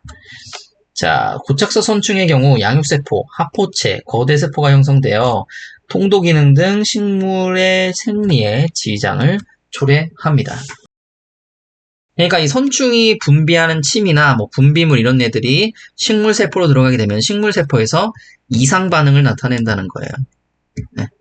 그 이상반응들이 뭐 커지게 한다든지, 뭐 엄청 커진다든지 아니면 뭐 이게 부패된다든지 아니면 영양분이 빠져서 죽어버린다든지 뭐 이런 식으로 변한다고 하는 겁니다. 그 선충병 진단과 선충의 분리는 뭐 이게 죄송합니다. 비얼맨 퓨넬법이 있다. 비얼맨 퓨넬법이 있습니다. 여러분들 나름대로 발음하시기 바랄게요. 베어맨 퓨넬법이 있고 식물체 조직을 잘라 화장지 위에 놓고 물을 채운 깔때기에 담아놓아 밑으로 가라앉게 하는 방법. 이게 베어맨 퓨넬법이고요. 자, 이 선충에 의한 수목병이 뭐가 있는지까지만 보고 오늘 마치도록 할게요. 이게 사실 어려워서 여러분들 다 외우셔야 돼요. 네, 병리학은 제가 누누이 병리학과 해충학을 말씀드리지만 외우실 게 많습니다. 병리학 해충학은. 자, 선충에 의한 수목병이고 첫 번째 지상부 선충병. 아까 그 토양선충으로 보지 않는다고 한 두 가지 녀석들 있죠. 소나무 제선충이랑 야자나무 제선충, 바로 이 녀석들입니다. 자, 얘네가 이 제선충들이 일으키는 병은 소나무 시드름병이고요. 그리고 이 야자나무에서 제선충을 일으키는 거는 야자나무 시드름병입니다. 소나무 시드름병, 이 제선충인데, 브루사 필렌투스 실로필러스, 브루사 필레투스 실로필러스, 이렇게 있고, 1988년 부산. 자, 이런 거 무조건 알고 가셔야 되죠. 이거 굉장히 중요한 병이에요, 지금 이거. 처음 발견됐고, 전국으로 확산됐고, 리기다소나무, 테다소나무는 뭐라고요? 저항성입니다. 다시 한번, 리기다소나무, 테다소나무는 저항성입니다. 선충의 밀도가 어느 정도 되면 불리한 환경에서도 견딜 수 있는 영속 유충으로 변합니다. 이 영속 유충으로 하늘수 유충에 감염하여 피해를 주게 됩니다. 자, 선충이 어느 정도 이제 밀도가 늘게 되면은 얘네가 약간 진화처럼 하는, 우리 디지몬 같은 거 진화하는 것처럼 이 강력하게 이렇게 변한 유충들이 생기거든요. 이 유충이 하늘소한테 가요. 하늘소. 무슨 하늘소냐면은 솔수염 하늘소라는 이 매개충한테 갑니다. 솔수염 하늘소라는 이 매개충한테 가고, 이 솔수염 하늘소가 이 소나무를 가해할 때, 그때 이 제선충들이, 소나무에 있던 제선충들이 옮겨가는 거예요. 그래서 걸리는 게 소나무 시드름병이다. 요것에 대해서는 사실 해충학 쪽에서 조금 더 자세히 볼 거예요. 솔수염 하늘소의 생활사랑 같이 해서 자세히 보도록 하겠습니다. 자, 그 다음에 야자나무 시드름병은 브루사 필렌투스 소고, 똑같네요. 그 다음에 코코필러스. 코코넛 생각하시면 될 것 같아요. 코코필러스. 죽은 잎은 꺾여 매달려 있게 되고, 매개충으로는 야자바구미, 사탕수수바구미가 있습니다. 자, 그 다음에 내부 기생성 선충. 내부에서 기생하는 선충이죠, 말 그대로. 자, 뿌리옥 성충입니다. 뿌리옥 선충은 이제 고착성인데요, 고착성. 말 그대로 그냥 거기에 정착하여 있는 애들. 고착성이고요. 그 다음에 멜로이도진 속이고, 병원체 같은 경우에는. 따뜻한 지역이나 온실에서 피해가 심하고요. 침엽수, 화렵수를 모두 가야지만 특히 화렵수에서 피해가 심하고, 뿌리옥의 형성은, 자, 이 부분 잘 보셔야 됩니다. 기생당한 세포와 주변 세포들이 융합하고 핵분열을 거듭하여 거대세포로 변하고, 이후 거대세포 주변의 조직이 세포 분열로 비대하여 나타난 결과이다.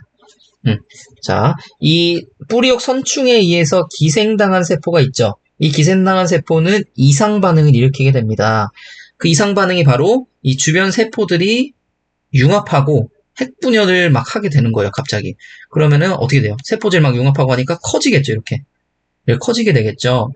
그리고 또 이 거대 조직이 생기게 되면은 얘네가 또 주변 세포들이 자극을 받아요. 자극을 받으면 어떻게 되냐? 얘네도 세포 분열을 또 일으키게 됩니다. 또 세포 분열. 이런 식으로 해서 점점 더 커지게 돼서 그런 부분이 나타나게 되는 겁니다. 그래서 혹처럼 되는 거예요. 혹처럼 굉장히 커지게 버리는 거예요. 자, 수컷은 자웅 2형이고요. 자웅 2형이랑 암컷과 수컷이 따로 있는 거. 주로 암컷에 의해 피해가 발생하게 됩니다. 수컷은 성충이 되면 벌레 모양으로 되어 뿌리 밖으로 나오고, 암컷은 마지막 탈피 후 성충이 된 후에도 계속 몸이 커지며 젤라틴 물질 내에 500개 정도의 알을 낳는다고 하네요.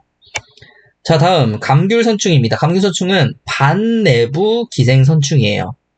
이제 몸에서 이 반 정도만 이 내부에서 기생하고 있는 그런 거고, 틸렌철러스 세미페네트렌스, 이런 애들이고, 병원체는요.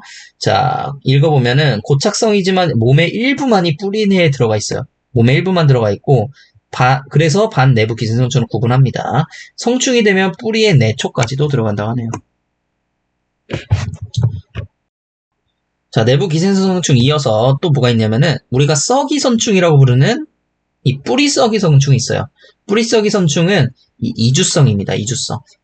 한 군데만 있지 않고 이제 옮겨 다니면서 이제 가해를 하는 거고, 그 다음에 프라틸렌처스랑 그 다음에 라두폴러스 이렇게 두 가지가 있고요. 자, 프라틸렌서스는 전 세계 어느 지역에서나 분포하여 각종 작물과 수목을 가해하게 됩니다. 프라틸렌처스 속 선충에 의해서는 굵은 뿌리는 피해를 받지 않고 지름 1mm 이하의 잔뿌리만 피해를 받는다. 자, 이런 거 구별해서 알고 계세요. 잔뿌리 가해. 프라틸렌처스는 잔뿌리 가해. 그 다음에 라도폴러스는 주로 열대나 아열대 지역 온실에서 발생한다. 그래서 바나나 뿌리썩은병이나 굴나무 쇠락증을 유발하게 되고, 자, 이 부분 중요한데 제가 아까 전에 이 선충의 암컷에 대해서 설명을 드렸을 때 난소 개수가 1개 내지 2개라고 되어 있었어요. 그게 왜 그러냐면, 자, 이 부분에서 나오죠. 프라틸렌서스 같은 경우는 난소가 1개고, 라도폴러스 같은 경우는 난소가 2개입니다. 이런 특징들이 있고요. 자, 마지막으로 외부 기생성 선충입니다. 외부 기생성 선충. 토막 뿌리병을 일으킵니다. 그래서 이런 거 진짜 저는 어떻게 했냐면은 엑시피네마라고 읽었어요. 저는 엑시피네마라고 해서 창선충속. 그 다음에 트리초도러스 욕 아닙니다. 네, 얘는 궁침활 선충속. 이렇게 두 가지로 나눴고요. 자, 엑시피네마 창선충은 보통 식물 선충보다 10배 이상 크고요. 이런 거 특징으로 가져가세요. 10배 이상 크고 식도염 구침이 있으며 바이러스를 매개하는 선충입니다. 그 다음에 트리초더러스의 궁침활 선충속 같은 경우에는 역시 바이러스를 매개하는 선충으로 특히 침엽수 모목에 피해를 줍니다. 토양 중의 모든 연기의 유충과 성충이 발견이 됩니다. 네. 아까 뭐 1령유충, 2령유충, 3령유충 있었고 뭐 성충이 있었잖아요. 요런 게 토양 중에 다 발견이 된다는 거예요. 한 번에. 자, 다음 찬선충목의 외부 기생성 성충에 대해서 한번 보겠습니다. 자, 디틸렌처스 같은 경우에는 식물의 뿌리털을 가해할 수 있고 나선 선충류는 뿌리에 상흔이 생기게 하고 뿌리에 발육을 저해하여 뿌리를 빈약하게 하고요. 열을 가하면 C형 또는 나선형으로 쉬는 특징이 있습니다. 자, 제가 여기 좀 말씀드리고 싶은 게 뭐냐면은 이 선충 내용 같은 경우에는 기본서에서 가져왔지만 제가 요약을 해서 가져온 거예요. 제가 중요하다고 생각하는 부분만 가져왔어요. 왜냐하면 너무나 이제 장황하게 써져 있기도 하고, 그리고 이런 부분까지 혹시 나오려나 싶은 부분들도 있어서 그런 부분들은 사실 생략을 한 부분이 많습니다. 그래서 보시면은 굉장히 많이 이제 요약을 한 내용이에요. 그래서 기본서도 한 번씩 여러분들 보시라고 추천드린 이유가 제 거를 보시고 오히려 기본서 보시면은 오히려 더 이해가 잘 가실 수도 있습니다. 물론 기본서 3번 보고 그 다음에 오는 방법도 좋아요. 어찌됐건 간에 기본서는 겸한 상태로 공부를 하셔라. 계속 말씀드리는 거고요. 자, 그리고 외부 기생선충 중에 이제 균근과 관련된 뿌리병, 토양 식균 선충으로 알려진 것 중 균근과 관련된 뿌리병은 틸렌처스, 디틸렌처스, 그 다음에 아펠렌초이더스, 네, 그 다음에 아펠렌처스 등이다. 이런 것도 이렇게 외움으로써 아마 공부하셔야 될 것 같습니다. 자, 그 다음부터는 이 바이러스에 대한 수목병해와,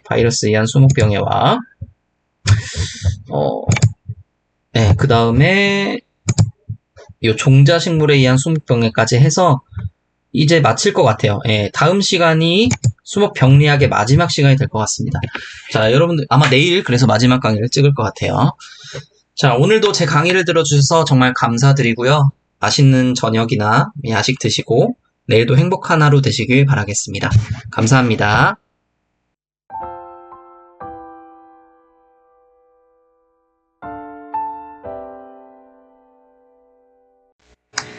네, 안녕하세요. 나무쌤입니다. 자, 오늘 배워볼 주제는 이 바이러스에 의한 수목병해입니다. 사실 이 파트 같은 경우엔 많이 나오지 않아요. 네, 수목병리학에서 많이 차지하는 파트는 아니고, 근데 어쨌든 나오긴 나오기 때문에 여러분들 이번 시간은 조금 또 마지막 강의잖아요. 병리학 마지막 강의인 만큼 조금 빨리 스피디하게 신속하게 진행해서 끝내보도록 할게요. 자, 먼저 시작을 해보면은 바이러스 구조는 이런 식으로 생겼습니다. 자, 가장 크게 뭐냐면은 이 단백질 외피에 유전물질이 들어가 있는 형태로 생겼어요. 네, 이거를 조금 더 자세히 보시면은 이 유전물질을 감싸고 있는 이 단백질 껍질들이 또 이렇게 있고요.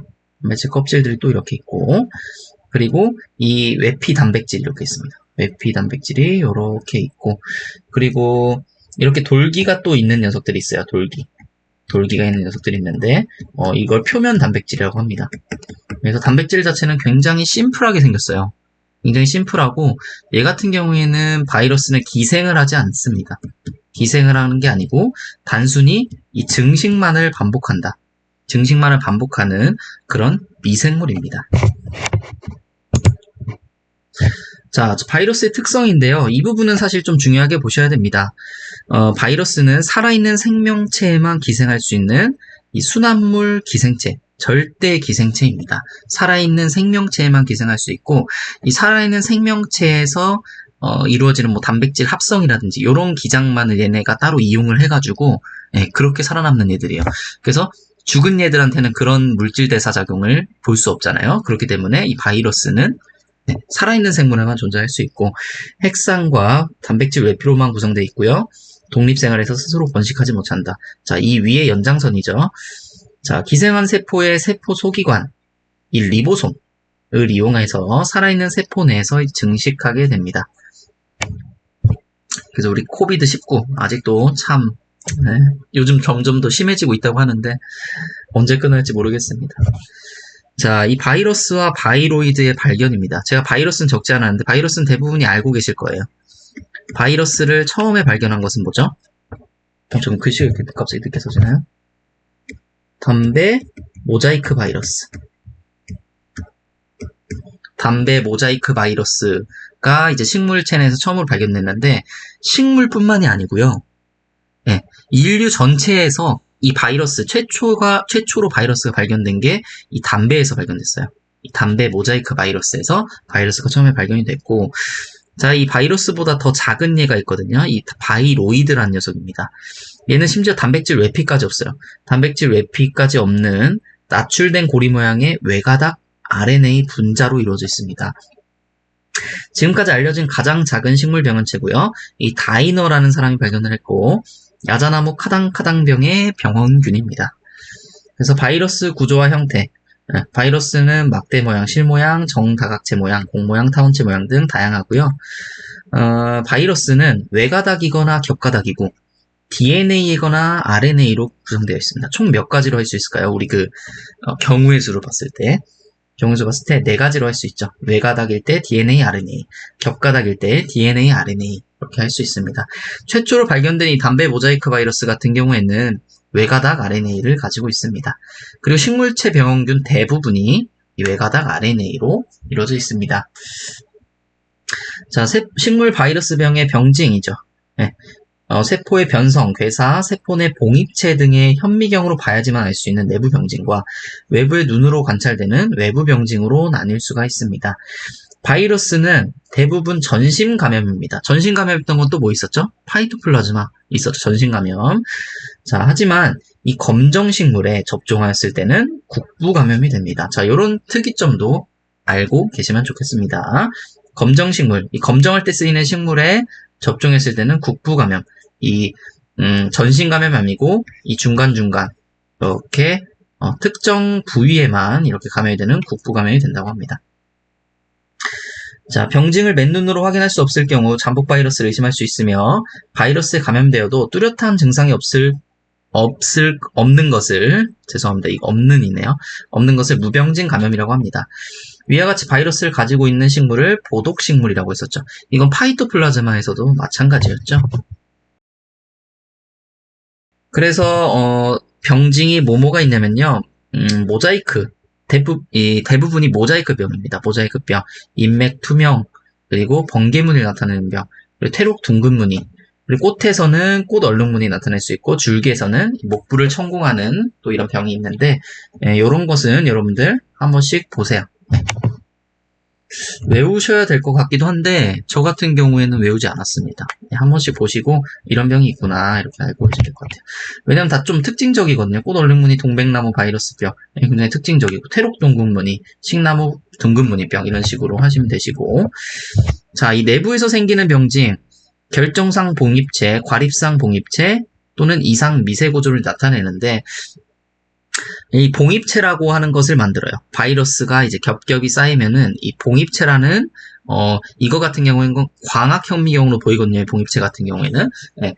어쨌든 이 봉입체 형태에 따라서 결정상과 과립상으로 나뉠 수가 있습니다. 그래서 결정상 같은 경우에는 말 그대로 바이러스 입자가 결정상으로 겹겹이 쌓여서 만들어진 것이고 주로 세포질 내에서 관찰되지만 핵 내에서도 관찰이 되고요. 과립상 봉입체 같은 경우에는 이 X체라고 합니다. 이 X체란 말 아마 들어보실 수도 있는데 나중에 구형 또는 타원형의 부정형 봉입체고 X체는 주로 잎의 표피세포나 털세포의 세포질 내에서 관찰되고요. 이 핵 내에서도 관찰이 됩니다. 얘랑 거의 똑같죠? 결정상 봉입체랑요. 자, 다음은 이상 미세구조입니다. 감자 Y 바이러스 같은 호티 바이러스에 속하는 바이러스에 감염된 세포에서는 풍차 모양 봉입체, 다발 모양 봉입체, 층팡상 봉입체 등이 관찰이 된다고 하네요. 자, 이 부분이 중요합니다. 바이러스가 어떤 것을 가지고 전염을 하게 되는지. 첫 번째, 즙앱 접촉. 즙앱을 통해서 접촉해서 전염이 된다. 두 번째, 접목하는 방법도 있고 이 영양번식체에 의한 전염이 있어요. 영양번식체 같은 경우에는 뭐죠? 이게 삽목 같은 애들, 삽목. 삽목이 이제 영양기관을 떼어내가지고 꽂아서 이제 그거를 자라게 하는 거잖아요. 영양번식체. 이제 접목이나 영양번식체에 의한 전염입니다. 그리고 이 바이러스를 접종하는데 이 새삼이라는 녀석이 유용하겠어요. 새삼은 조금 이따가 한 번 더 볼게요. 자, 다음은 이 매개생물. 방금 나왔죠? 새삼이나 이 곰팡이 같은 애들. 그래서 영속형 전반과 비영속형 전반 두 가지로 나뉠 수가 있는데 영속형 전반 같은 경우에는 체내에서 순환하는 순환형 바이러스. 대부분 진딧물에 의해서 전반되는 것이고요. 충체 내에서 증식하는 증식형 바이러스. 대부분 이 매미충과 멸구류에 의한 전반이 있습니다. 그래서 여러분들이 어떻게 외우시면 되냐면은 영속형 전반에는 이 순환형 바이러스와 증식형 바이러스가 있고 순환형 바이러스 같은 경우 대부분 이 진딧물에 의해서 전반되는 애들. 이 체내에서 순환하는 진딧물에 의한 전반하는 애들 또는 이 충체 내에서 증식하는 증식형 바이러스가 있는데 이거는 매미충과 멸구류가 있다. 멸구류에 의한 전반. 다음은 비영속형 전반입니다. 이 영속형 전반은 체내에서 계속 머무는 반면에 비영속형 전반 같은 경우에는 이 순식간에 사라집니다. 그래서 흡주성 곤충의 구침에 묻은 바이러스가 수분, 수초 만에 기계적으로 다른 신분에 전파되는 것을 이 비영속형 전반이라고 합니다. 또 이 종자미 꽃가루로 전염될 수도 있는데요. 종자가 감염되는 경우는 두 가지 경우로서 하나는 어미식물로부터 직접 옮겨가는 것이고 다른 하나는 수분할 때 바이러스가 배에 들어가는 거예요. 배에. 자, 수목 바이러스를 병을 진단하는 데 쓰이는 이 검정식물들이 있는데요. 여기 명아주부터 이 니코티아나 글루티노사까지 좀 외워두시기 바랄게요. 그리고 엘리사법, PCR법. 이 PCR법이 가장 많이 쓰이게 되죠. PCR법은 이렇게 유전물질 있잖아요. 유전물질의 일부를 확대해가지고 크게 보게 해서 이 유전물질이 어떤 바이러스인지 진단을 해내는 그런 방법이죠. 우리 코로나 바이러스 진단할 때 쓰는 게 이 PCR법이잖아요. 자, 다음 6번. 수목 바이러스의 명명과 분류. 바이러스는 현재 라틴명 대신 영명을 종명으로 사용하고 있다. 자, 우리가 대부분 학명은 이 라틴어예요. 학명은 다 라틴어 되어 있는데 이 바이러스 같은 경우에는 이 영명을 쓰고 있다고 합니다. 영명. 영어로 된 명칭을 쓰고 있다고 하고요. 자, 그럼 바이러스 병에는 무슨 병이 있는지 한번 볼게요. 간단히 보겠습니다. 이 포플러류 모자이크병, 장미 모자이크병, 번나무 번개무늬병인데 번개무늬는 뭐 번개무늬 같죠 약간. 근데 모자이크란 뭐냐면은 우리 예술, 그림 같은 데 쓰이는 기법인데 어떠한 재료를 이렇게 붙이는 거예요. 조각조각 내서 붙여가지고 만들어낸 그런 예술 작품을 이제 모자이크라고 하는데 이런 모자이크처럼 이렇게 생겼다는 거예요. 이런 식으로 생겨서 모자이크병이라고 이름이 붙여진 겁니다. 자, 바이러스에 의한 병에는 요 세 가지만 일단 좀 알고 계시면 될 것 같아요. 세 가지를 기본서에서도 많이 다뤘었고 그래서 포플러류 모자이크병입니다. 병원균은 포플러 모자이크 바이러스. 그래서 POPMV 이렇게 POPMV 이렇게 표현하기도 하고요. 잎에 불규칙한 모양의 퇴력 반점이 다수 나타나면서 모자이크 증상이 나타나고 모수에서 채취한 삽수를 통해 대부분 감염되며 종자 전염은 하지 않는다. 자, 이런 특징들. 종자 전염은 하지 않는다. 자, 다음은 특징적인 부분이 장미 모자이크병인데요. 요건 네 가지 다 알고 계셔야 됩니다. 애플 모자이크 바이러스, APMV라고 하고, 그 다음에 프루누스 네크로틱 링스팟 바이러스, PNRSV라고 하고요. 그 다음에 아라비스 모자이크 바이러스, ARMV, 그 다음에 투바코 스테이크 바이러스, 투바코 스테이크 바이러스, TSV. 그래서 APMV, PNRSV, ARMV, TSV 이렇게 알고 계시고요. 이 네 가지 종류가 바이러스 증상을 유발하고요. 성명화 황벽색의 번개무늬와 그물무늬, 테러병만이 나타나고 모두 접목 전염을 합니다. 자, 접목 전염 체크해 두시고요. 이 프루누스 네크로틱 린스팟 바이러스, 이 PNRSV 같은 경우에는 꽃가루와 종자, 그리고 이 아라비스 모자이크 바이러스 ARMV는 선충에 의해서도 전반이 된다고 하네요. 이런 특징적인 부분들 또 가져가시고요. 자, 시판되는 엘리사 진단 키트로 네 종류 바이러스를 모두 정확하게 검정 가능하다고 합니다. 자, 마지막 이 벚나무 번개무늬병입니다. 벚나무 번개무늬병은 이 번개무늬를 실제로 만드는 건데 아메리칸 플럼라인 패턴 바이러스, 그래서 APLPV라고 불리웁니다. 병증은 항상 봄에 나온 잎에만 나타난다. 굉장히 특징적이죠. 병증은 봄에 나온 잎에만 나타나고 그 후에 자라는 잎에는 나타나지 않는다고 하네요. 굉장히 특징적인 부분이죠. 또한 병증은 주로 일부 잎에만 나타나고요. 전체 잎에 나타나는 경우는 드물다. 이것도 굉장히 특징적입니다. 그래서 벚나무 번개무늬병 나오면은 여러분들 분명히 맞히실 수 있을 거예요. 봄에 자라나온 잎에만 나타나고 일부 잎에만 병증이 나타난다. 자, 병리학 마지막 부분이네요. 이 종자식물에 의한 수목의 피해. 종자식물인데 수목에 피해를 주는 녀석들이 있어요. 식물인데 식물에 피해를 주죠. 자, 바로 기생성 종자식물입니다. 다른 식물의 기생에서 사는 종자식물인데 첫 번째는 겨우사리, 그 다음 새삼인데요. 겨우사리 많이 들어보셨죠? 광합성이 가능한 잎과 줄기가 발달했고 뿌리가 없어요. 뿌리가 없고 이 흡기라는 게 있습니다. 그래서 그걸로 기생을 해서 빨아먹고 사는 거예요. 화렵수에 기생하는 겨우사리는 잎을 가지고 있으나 침엽수에 기생한 겨우사리는 인편 모양으로 태어되어 있다. 자, 이런 부분도 굉장히 특이적이죠. 화렵수에는 잎을 가지고 있고 침엽수에는 인편 모양으로 태어되어 있습니다. 자, 겨우사리는 한번 검색해서 한번 봐보세요. 검색하면 침엽수에 있는 거랑 화렵수에 있는 애랑 좀 다릅니다. 다르게 생겼어요. 자, 다음 새삼. 뿌리도 없고 엽록체도 거의 없고요. 기주식물에 달라붙어 줄기에서 흡기를 내어 기주식물의 표피를 뚫고 들어가 유관숙 조직에 이르러 양분과 수분을 빼앗으면서 자란다. 새삼 어떻게 생겼는지 아세요? 자, 이렇게 생겼습니다. 진짜 이렇게 생겼어요. 이렇게 돼가지고 막 식물 오면 이렇게 뭐 감싸고 뭐 이런 식으로 하더라고요.